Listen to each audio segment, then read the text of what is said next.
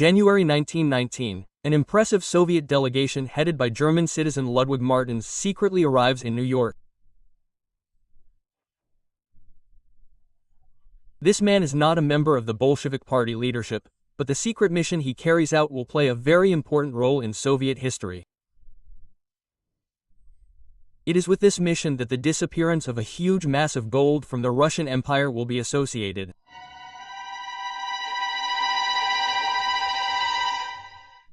Martin concluded 941 deals in 3 or 2 American states in 9 months of 1919. Moreover, the amounts of the deals there were excluded on paper by tens of millions of dollars. Who was this man? Why did he head the Soviet trade mission? How was Russian gold exported abroad with his help?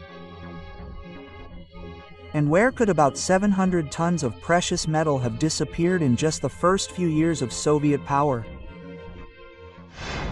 The fate of the gold of the Russian Empire is one of the most mysterious and little-studied pages in the history of the 20th century.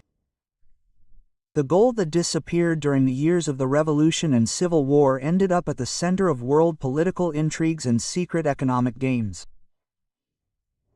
Where did these valuables disappear? Who became their main recipient? And how did the Bolsheviks bypass the gold blockade of the Soviet regime? And how was the commentary connected with all this? Let's sort out this complicated matter together.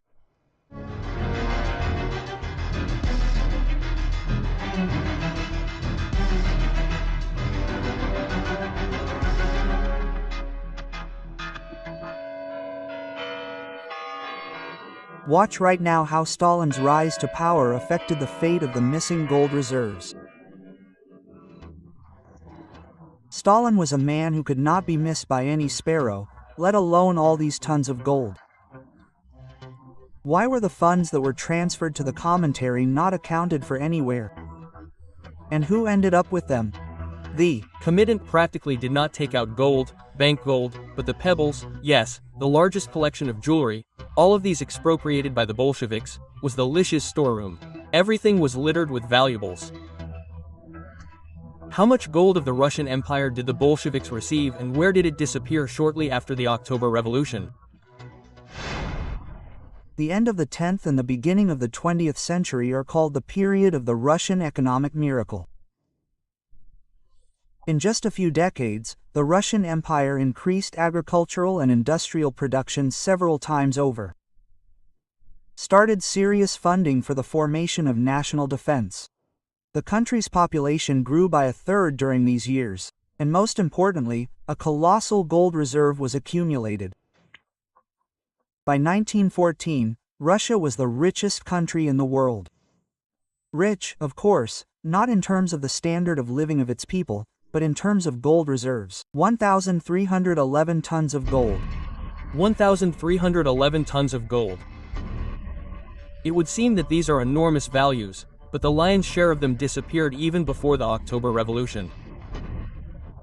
Nicholas II spent about 1/3 of the gold reserves on purchasing weapons during the First World War. The provisional government also managed to spend some during the 7 months of its rule. The Bolsheviks initially got about 850 tons. After that, the vast majority of this gold disappeared from Russia. The scandalous story of buying 1,000 locomotives in Sweden alone, of which only 500 arrived in our country, cost the young Soviet state a fabulous sum of 220 tons of gold.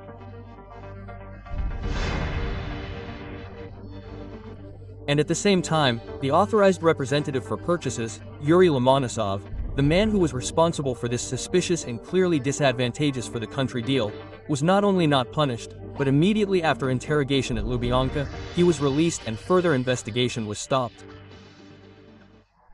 Well, just so that the Chekists would come and arrest someone, a politician of such rank. At that moment, there were a lot of negotiations on him. And in order to arrest him, it was necessary there to have Lenin's sanction at least. The funds remaining from this locomotive scam also quickly disappeared, including with the help of a trusted person, a German, Ludwig Martens, and his million-dollar deals with the Americans. Why did the Bolsheviks pay so generously for their foreign contracts, and where did the tons of Russian gold end up?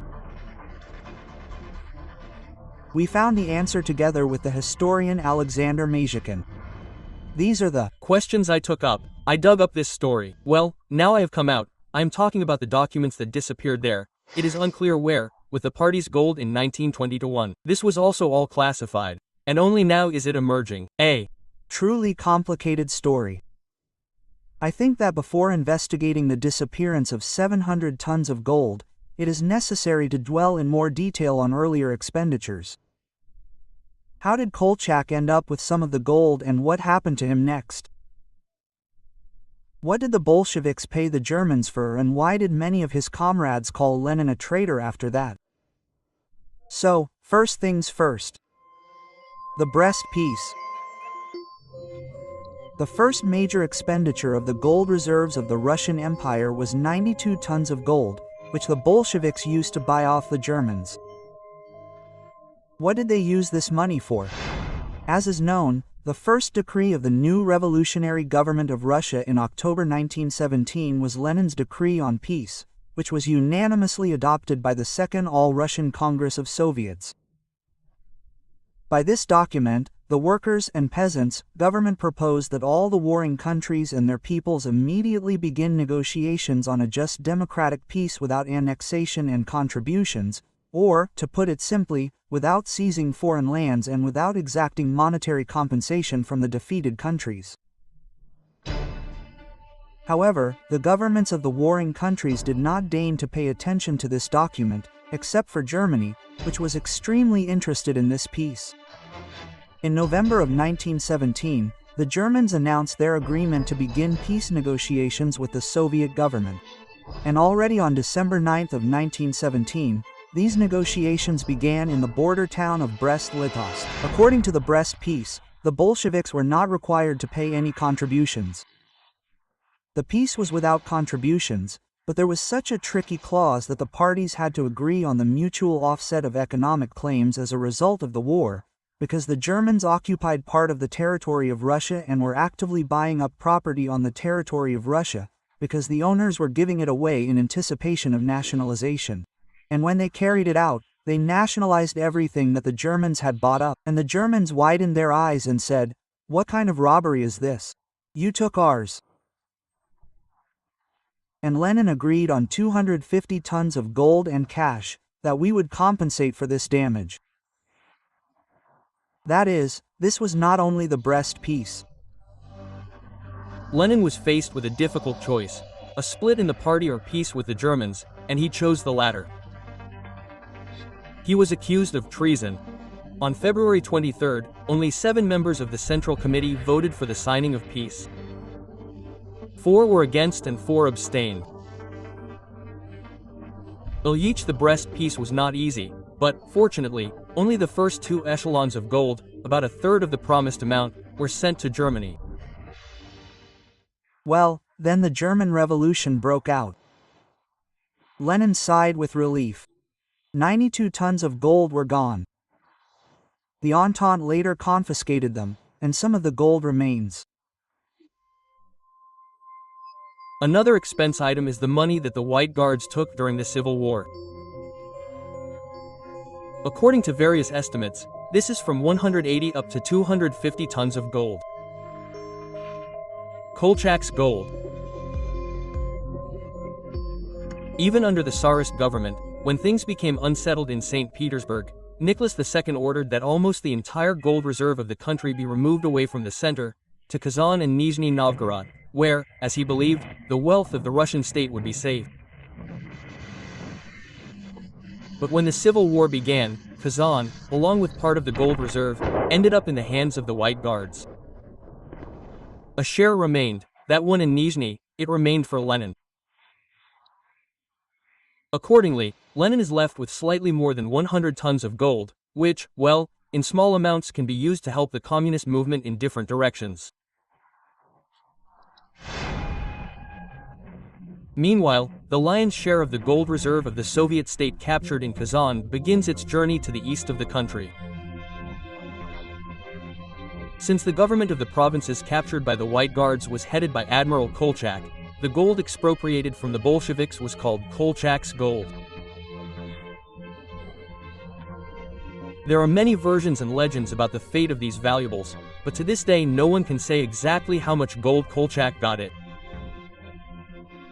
The entire gold reserve of the Russian Empire in Kazan amounted to only 257 tons of gold. Who says 350 tons? Who says 400 tons? It is difficult to say how much.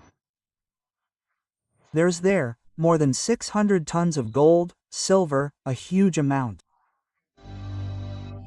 According to recently declassified documents, the last figure of 600 tons is closest to the truth. Admiral Koch spent gold on purchasing ammunition, weapons and warm uniforms for his army abroad. Kolchak's men, without bargaining, sent gold to the Entente countries for all these supplies at clearly inflated prices. They lived in anticipation of international recognition and consciously went for these expenses.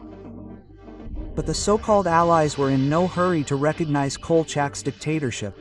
Why did they not recognize Kolchak? Not a single white prill was recognized, because they exported gold. If they had recognized it, then they or their representatives could have laid claim to this gold. And since the regime was not recognized, the Tsar the gold is nobody's. They took it to American banks, try to demand it back, nothing will come of it. 2. Delay the recognition of Kolchak's dictatorship and take the gold out.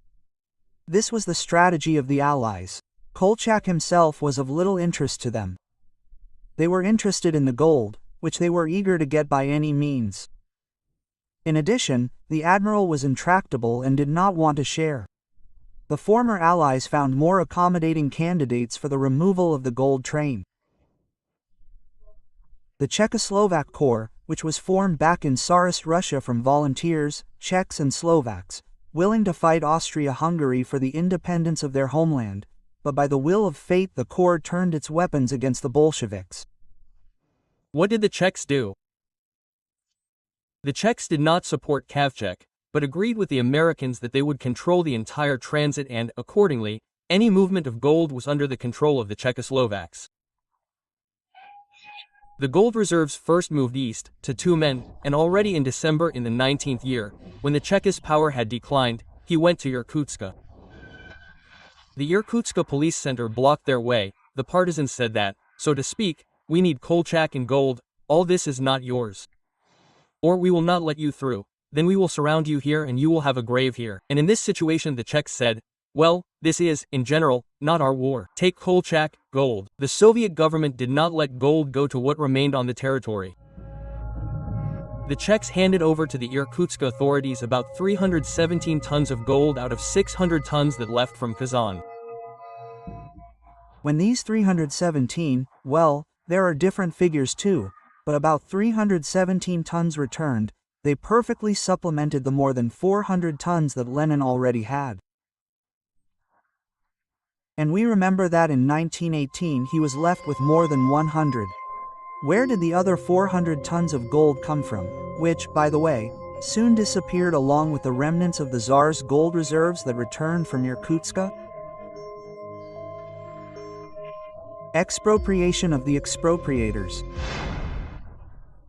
The Bolsheviks not only spent the gold that they got from the previous government, but also accumulated new reserves, though in a very peculiar way. The rich have a lot of everything, the poor have nothing. Therefore, plunder the plundered. This was the main slogan for replenishing the Soviet gold reserves. By the spring of 1918, the expropriation of the expropriators had reached such a scale that it provoked protests even from Lenin's closest associates. All this time they were shaking gold out of everyone who had it. All this gold of the order. There are different data. There were 300 to 400 tons left in gold coins in 1917. And the Bolsheviks took all this from the people, well, from the people, yes, in its various forms, apparently from a fairly well-off people, but even the peasants could have some individual coins or gold items. They took all this by hook or by crook. The first center of expropriation was St. Petersburg. On February 25, 1918, the entire bourgeoisie of the city was sent under escort to dig trenches, and at that time flying squads of Red Guards and sailors were conducting searches in their homes and confiscating from bourgeois homes, and at the same time from pawn shops, antique shops, stores and markets all available valuables, gold, silver, precious stones. The expropriation took place in a similar way in other cities and settlements. After the money and gold were requisitioned, one can say that this rich layer disappeared. It disappeared, and gold jewelry and other things appeared in the Gokran. In the draft of the Decree on Confiscations, each citizen of Soviet Russia was allowed to have only gold and silver items, as well as precious stones, no more than one item of each kind of thing per person. The largest collection of jewelry expropriated by the Bolsheviks was Ilitch's storeroom. It was located at the address Moscow Anastasinski, Lane 3. It was such a cave of Alibaba, crammed with expropriated Czech valuables. Everything was piled high in valuables. The Gokran of the Russian Federation USSR arose on the basis of the storeroom, or Lenin personally looked through the lists of things that came to his so-called storeroom and made notes. In the first years of Soviet power, expropriation was the main source of formation of financial resources, and not only for the Soviet state, but also for the members of the Komintern, who were supposed to kindle and support the fire of the world revolution. Their representatives often visited Alibaba's cave. It was managed by Yakub Gonetsky. He was a particularly trusted person of Lenin. I call him Lenin's bottom man. They came to him with a note from Lenin, and he would say, "Well, take, pour." And he would open the sock voyage and just throw it in there. All without a report, without notes on receipt, without cost. There are still legends about how the Komintern employees were actually financed. On the one hand, expense reports have been preserved, where the Komintern members accounted for every penny spent, and on the other hand, there was complete freedom in squandering funds, theft and enrichment due to the inexperience of the former revolutionaries who were now in charge of the valuables. Well, let's say, Yakov Reich, the head of the Western European Bureau of the Komintern. He had to spend money. Yakov Reich for the cause of world revolution, and he bought himself a Rolls-Royce. He had a pitchfork, and what's most amazing is that in 1921, the head of the Western European Bureau of the Komintern flew on a personal plane, a 6-seater U-13. This was one of the first passenger planes in the world, not the first, and so he traveled around Europe on a personal plane. The same thing, the second figure, Komintern Karl Lubarsky. The same thing, robbery. After all, they did not account for anything. How much jewelry, royal relics and church relics were thrown on the altar of world revolution, we will never know. I am talking here specifically about jewelry, precious stones first of all. And gold and bullion, the remains of imperial reserves and newly acquired ones. How much of it did the young Soviet state have by the end of the Civil War, and what was it used for? Had been spent. By the time the gold returned from the whites, that is, more than 300 tons, already about 420 and even more, that is, about 750 tons, which we can no longer call the gold of the Russian Empire, because this is, so to speak, a mobilization of the financial resources of the population. Let's call it that, carefully, because for some it is robbery, and for others it is for the needs of the country. After that, the overwhelming majority of this gold disappears from Russia. The missing gold is the most intriguing part of our investigation. Historian Alexander Mazhakin believes that the Bolsheviks paid a significant share of the gold reserves for the opportunity to remain in power. We will try to figure out if this was really the case. Secret negotiations were underway between the top leadership of the Bolshevik Party, Lenin, Trotsky, Checherin, Litvinov, and the Americans. On October 24, 1918, Checherin sent a note to U.S. President Woodrow Wilson, where he wrote in plain text, "Name the price that Soviet Russia must pay America, its allies, so that we, left alone, That is, so that the Bolsheviks would remain in power. We give away 300 tons of gold at once, the rest would be there over time. And so, in the spring of 1919, the process of export began. It was during this period that a secret trade mission of our country was created in New York, headed by German citizen Ludwig Martens. What was this organization actually doing? Real purchases of equipment and machinery for the Soviet country, or was it a hoof and horn office for money laundering? And why was Martens sent to America?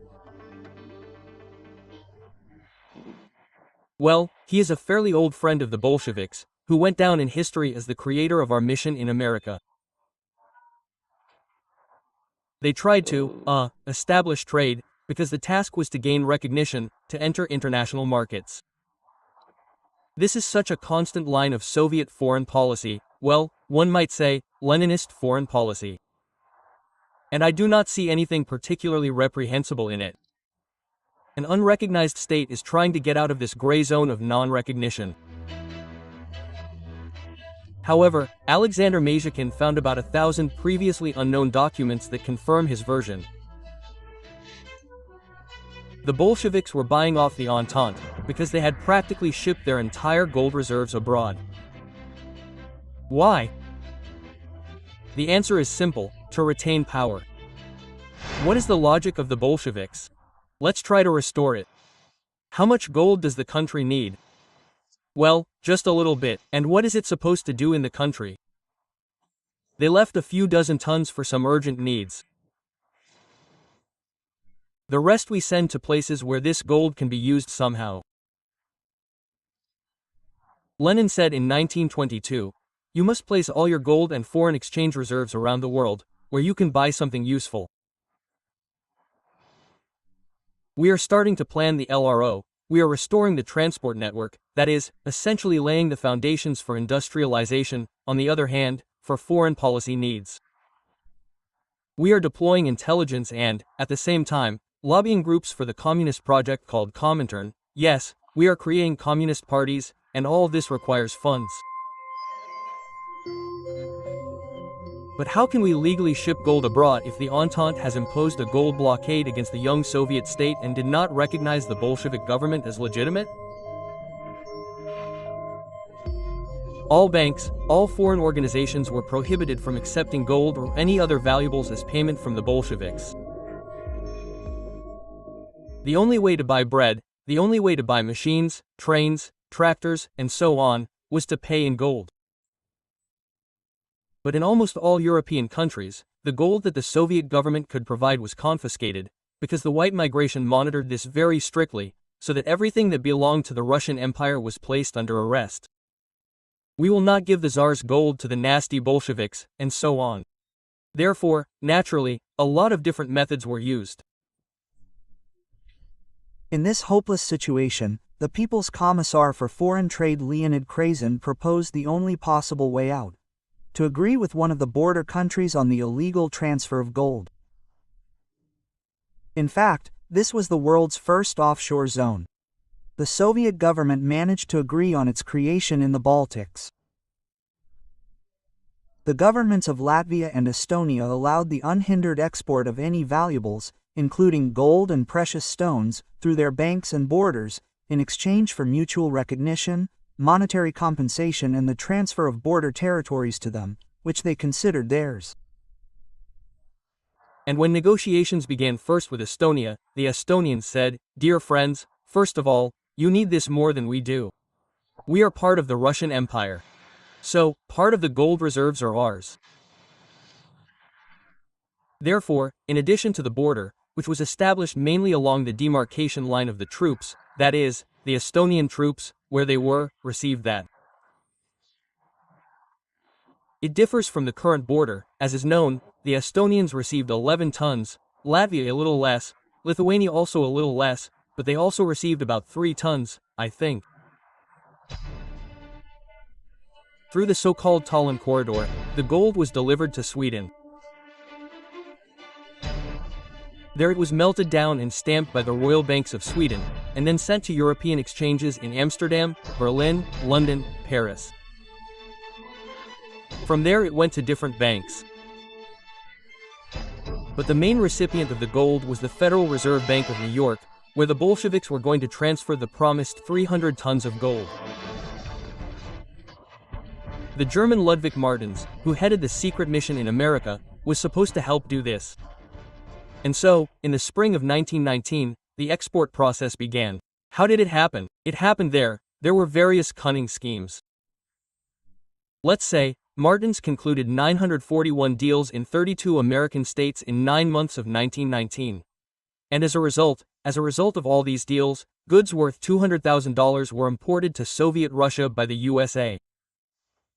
Well, that's about 300 kilograms of gold. 300 kilograms. And at least 400 tons of gold were exported to American banks. Do you understand? That is, goods worth 300 kilograms were imported. And 400 tons of gold were exported. These are only American banks. Well, there were also English, Swedish, Baltic, German banks. Alexander Mazhakin discovered documents in Russian archives that confirm the movement of these funds flows. Receipts, accounts, notes of Lenin and his associates. They were declassified quite recently. There are irrefutable documents. About 1,000 pieces in all European languages were depersonalized, gold was laundered, and the laundered gold was already arriving in American banks, and the gold was dispersed. As a result, by the time of the Genius Conference, the gold reserves of Tsarist Russia had disappeared from the face of the earth. Or not completely disappeared. The fact is that the gold was exported by the Bolsheviks for a rainy day. Their position was still very precarious at that time. The country was in turmoil from rebellions, hunger and political instability. At any moment, Lenin and his government could lose power. Therefore, the gold and money they received from the sale of valuables were transferred to special accounts. Only specific trusted comrades, whom Lenin completely trusted, had access to them. People whose biographies we know so well could use some money only in the event of the collapse of their project. But even in this case, their prospect was that they would go underground and use these accounts for the general business, the revival of the Communist Party, the Communist Project. For example, this is connected with such a well-known episode when, after Sverdlovsky's death, they opened his safe and found valuables and passports and other names there. And they say, he was going to make a geschäft. Well, that's madness, to say so. He is a man obsessed with the communist idea. But at that moment, enemies are attacking from all sides. They did not rule out at all that they would be defeated. They would go underground. And such a large underground party and international movement needs money or not. Of course, they believed that they needed it, and were going to spend it on it. But, as we know, the collapse of Soviet power did not happen. And the money remained in foreign accounts. What happened next with these funds? How were the accounts created? And who exactly was responsible for all the financial flows? Litvinov was generally responsible for this. Maxim Litvinov. Maxim was appointed specially authorized Politwa, the People's Commissar for Gold and Foreign Exchange Operations abroad on June 16, 1920. Maximovich Litvinov. The money earned from the sale of gold was deposited in special accounts. There were at least 14 of them. All the people who had access to party accounts abroad survived all the repressions. The names of most of the owners of those currency accounts are still unknown. But we still managed to establish the identities of some of them. Well, first of all, it was Litvinov himself. Secondly, the already familiar to us Ludwig Martens, who concluded a record number of deals in America. Another interesting character is Yuri Lomonosov, the head of the Russian railway mission back in the Tsarist era. Leninov was appointed by the famous deal for 1,000 locomotives that they wanted to buy in Sweden. In fact, none of this happened. So they bought 500 locomotives before 1925, and 220 tons of gold were exported for this deal. And no one was embarrassed. Lenin completely trusted the former Tsarist official. Even despite the rumors that Lomonosov was living in luxury abroad and was in nothing does not refuse.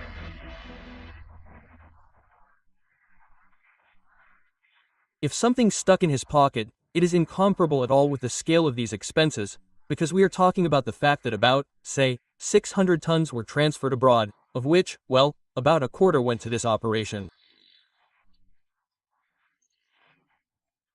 Well, there are 150 to 200 different amounts called. This is a very large amount of money. They tried to bring Lomonosov to justice for this scam. They summoned him to Lubyanka for a debriefing, but Lenin personally stood up for him.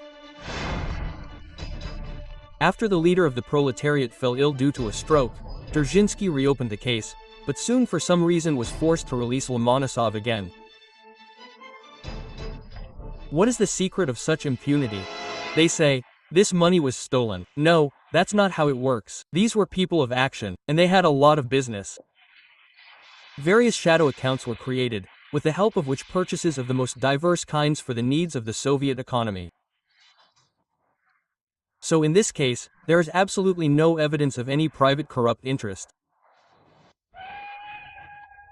The fact is that the money for the 500 locomotives that were not delivered was not paid and remained in accounts controlled by the Soviet side. It is not worth returning them back. It is better to keep such an unofficial account in order to use these funds later.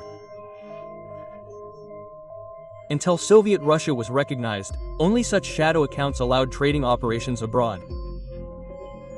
Alamasev was one of those people who had access to party accounts.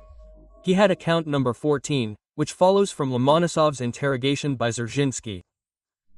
Alamasev was released, then he went to London and died there during the war. Nothing happened to him. There was also a Grusenberg, Mikhail Grusenberg, aka Alexander Gomberg, aka Alexander Gomberch, aka Mikhail Borodin, and so on and so forth. Deputy Editor-in-Chief of Sovbureau. But it was later that he also had access to this money and also lived his life. At that time, Stalin had nothing to do with the movement of these cash flows. Moreover, he learned all the details when he became the head of state. But in his fight for power with Zinoviev and Trotsky, it was the removal of gold that played a decisive role. The fact is that in 1922, just in March, Lithuanian border guards captured a courier with a baggage of jewelry.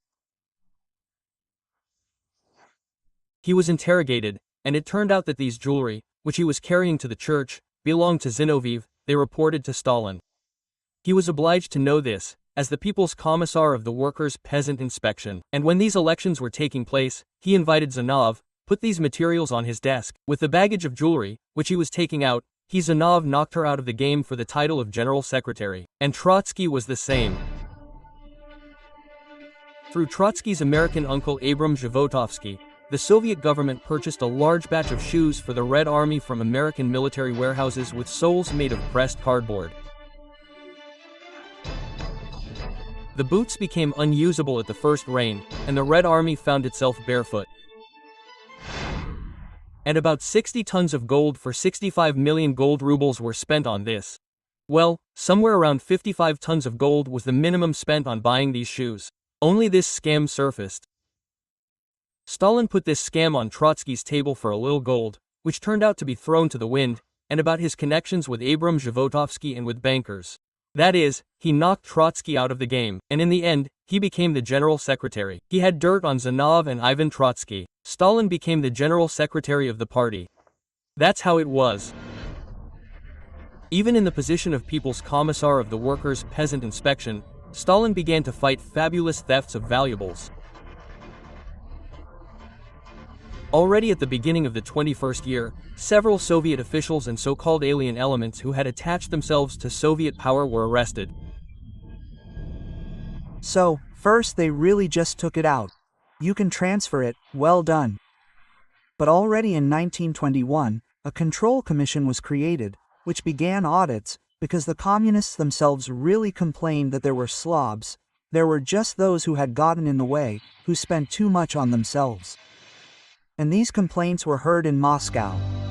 But here's what's important. Not one of the technical 12 holders of foreign accounts suffered. The secret is simple. The accounts were issued to a specific bearer, and only this person could withdraw money, transfer it to another account, or issue a power of attorney. These secret accounts became a letter of protection for them and also a huge help for the development of the country's economy. Significant gigantic spending began in 1929. Why? Because all these funds needed to be urgently invested in industrialization, and the Soviet Union became the largest player. Incidentally, it was no coincidence that it was precisely in these years, and relations with the United States were normalized, because Roosevelt understood that it was better to conduct trade operations with a legal, recognized partner. These operations are huge. Suffice it to say that Naprogs is in many ways an American project taking into account German equipment. The Nizhny Novgorod automobile plant, now Gaz, is Ford.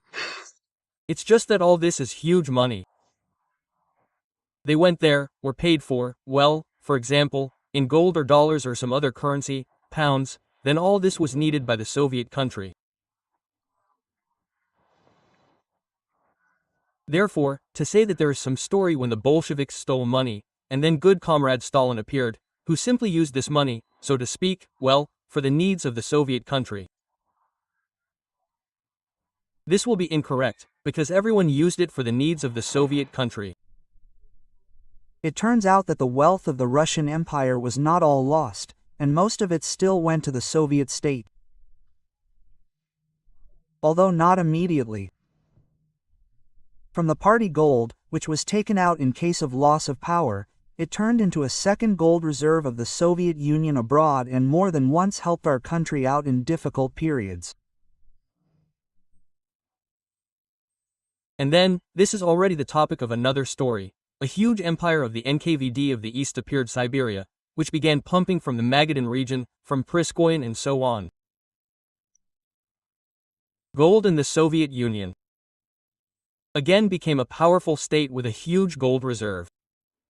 Today, Russia is in 5th place in the world in terms of its gold reserves and is second only to the United States, Germany, Italy and France. As of July 2020, our gold reserves amounted to 2,300 tons worth almost $130 billion. This is twice as much as the reserves of the Russian Empire on the eve of the October Revolution. Well, it seems we got rich. In general, gold, unlike money and shares, has eternal value. If only we could manage this gold correctly and not repeat past mistakes.